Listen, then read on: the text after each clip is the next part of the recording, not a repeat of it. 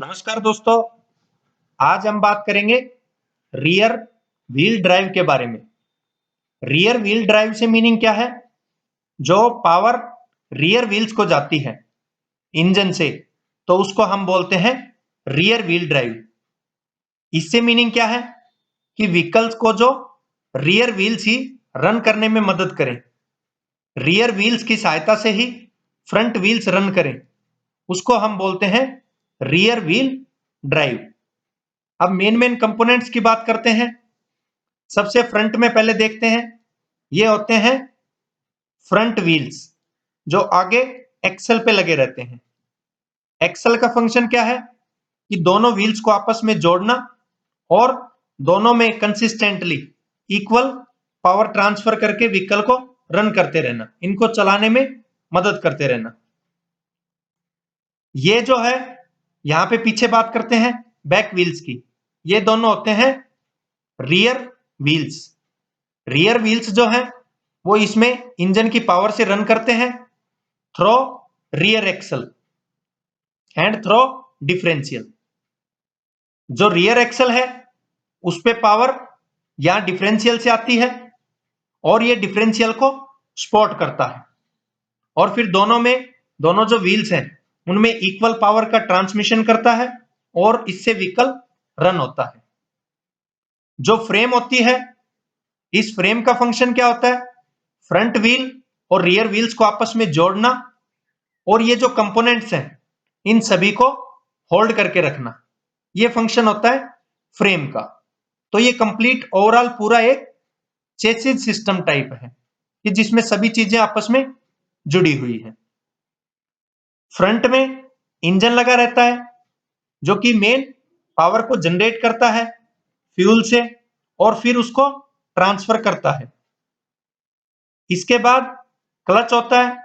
Clutch का function होता है इंजन की पावर को एंगेज और डिसएंगेज करना। इस शाफ्ट से क्लच पे पावर आती है, उसको ये एंगेज और डिसएंगेज करेगा और आगे उसको किस तरह फॉरवर्ड करता है, इस शाफ्ट के थ्रू। जो गियर बॉक्स है उसका फंक्शन होता है अकॉर्डिंग टू रिक्वायरमेंट स्पीड का वेरिएशन करना।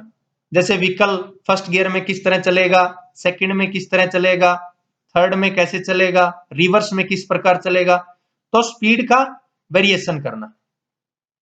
यहां से जो पावर है वो इस प्रोपेलर शाफ्ट को फॉरवर्ड कर दी जाती है। ये जो प्रोपेलर शाफ्ट है ये मूव करता है, रन करता है और रन करके इस पावर को डिफरेंशियल पे ट्रांसफर करता है। अब इनके बीच में दो यू ज्वाइंट्स लगे रहते हैं। पहला जो यू ज्वाइंट है वो प्रोपेलर शाफ्ट को गियर बॉक्स से जोड़ता है। दूसरा जो यू ज्वाइंट है वो डिफरेंशियल को प्रोपेलर शाफ्ट से जोड़ता है ताकि पावर का स्मूथ ट्रांसफर हो सके, स्मूथली ट्रांसफर पावर होती रहे। जो यू ज्वाइंट्स हैं ये फ्लेक्सिबिलिटी का काम करते हैं। फ्लेक्सिबल टाइप ज्वाइंट्स होते हैं जो कि प्रोपेलर शाफ्ट को बचाते हैं किसी भी जर्क से, या बात करें तो किसी भी हैवी लोड से। जैसे व्हीकल रन कर रहा है, किसी गड्ढे में गया या ब्रेकर से ऊपर उतरा, ऊपर ब्रेकर पे चढ़ी व्हीकल हमारी और फिर उसके बाद नीचे आया व्हीकल, तो उस समय ये प्रोपेलर शाफ्ट को बचाता है।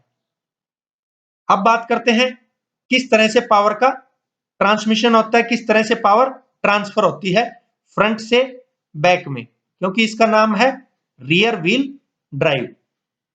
इंजन जो है फ्यूल की सहायता से रन करेगा और रन करके पावर को ट्रांसफर करेगा। इस शाफ्ट के थ्रू पावर क्लच पे जाएगी। जैसे ड्राइवर ने क्लच पेडल को प्रेस किया है तो यहाँ पे ये जो शाफ्ट है ये बिल्कुल फ्रीली रोटेट करेगा और क्लच पावर को आगे ट्रांसफर नहीं करेगी। जैसे ही ड्राइवर जो क्लच है उसका पेडल रिलीज करेगा तो यहां से पावर इस शाफ्ट के थ्रू गियर बॉक्स पे जाएगी। गियर बॉक्स में वो अकॉर्डिंग टू रिक्वायरमेंट चेंज करता रहेगा। गियर बॉक्स कोई भी यूज कर सकते हैं, जैसे ओल्ड टाइम में स्लाइडिंग मैश था, फिर कांस्टेंट मैश आए, फिर सिंक्रो मैश आए, तो इस तरह से अलग अलग गियर बॉक्स आते रहे। तो अकॉर्डिंग टू अवर रिक्वायरमेंट वो चेंज करते रहेंगे। जब भी कोई गियर चेंज करना है तो क्लच पेडल को प्रेस करते हैं। इसके बाद एंगेज करते हैं गियर बॉक्स को और पावर ट्रांसफर होती है। इसके बाद यहां से जो पावर है वो इस प्रोपेलर शाफ्ट पे आती है। प्रोपेलर शाफ्ट का जैसे मैंने बताया था कि यू जॉइंट से ये दोनों साइड में जुड़ा रहता है, ताकि जब व्हीकल किसी गड्ढे में जाए तो ये फ्लेक्सिबल रहे, ये टूटे ना, या फिर किसी ब्रेकर पे जाए तो ये प्रोपेलर शाफ्ट टूटे ना। इसमें स्लाइडिंग भी डिवाइस रहते हैं प्रोपेलर शाफ्ट में, ताकि ये स्लाइड होके बच जाए, टूटे नहीं। और फिर ये जो पावर है ये डिफरेंशियल पे जाती है। अब डिफरेंशियल में सन और प्लेनेट गियर्स रहते हैं, जिनकी सहायता से इक्वल पावर का ट्रांसमिशन होता है रियर व्हील्स में, यहां पे और यहां पे, और उसकी सहायता से व्हीकल रन करता है। और ये जो रियर व्हील्स हैं एक तरह से ड्राइवर का काम करते हैं, जबकि फ्रंट जो व्हील है ये फ्रंट व्हील एक तरह से ड्रीवन मैकेनिज्म का काम करते हैं, और इससे कंटिन्यूअसली हमारा व्हीकल रन करता रहता है। अब ये रियर व्हील में सबसे बड़ी प्रॉब्लम क्या आती थी कि जैसे वेट कंडीशंस हैं या स्लिपरी कंडीशंस हैं, तो वहां पे ये इतना अच्छा वर्क नहीं करता है रियर व्हील ड्राइव, उसमें व्हीकल के स्लिप होने के चांसेस रहते हैं, वेट कंडीशंस में ग्रिपिंग नहीं बनाने पाता। इसलिए फिर एडवांसमेंट हुई और कंप्लीट 4 व्हील ड्राइव बनाया गया। तो ये था दोस्तों rear wheel drive. Thank you दोस्तों।